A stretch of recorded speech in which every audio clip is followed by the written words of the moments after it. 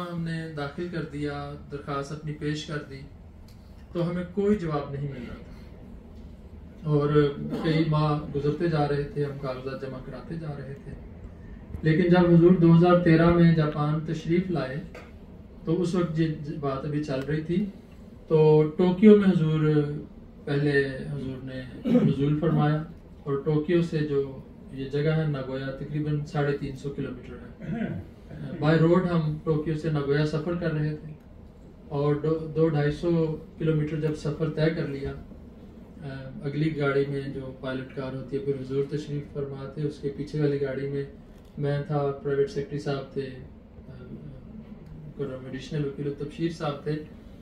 तो एन जब हम टोक्यो से नागोया की हुदूद में दाखिल होने लगे और ऑफिस टाइम बंद होने में भी 5-7 मिनट बाकी थे, 5 बजने वाले थे तकरीबन, तो मेरे फ़ोन पे कॉल आई और उस महकमे की कॉल थी। उन्होंने कहा कि आपने जो अपनी इजाज़तनामे की दरख्वास्त कई माह पहले दे रखी थी वो हमने मंजूर कर लिया। और उस वक्त जब बोर्ड हमने देखे तो तकरीबन वो हम नागोया की जो हमारा शहर है उसकी हुदूद में दाखिल हो रहे और बयान ही अल्लाह ताला ने हुजूर के मुबारक कदम उस खित्ते में पड़ते ही ये खुशखबरी हमें अता की और हमें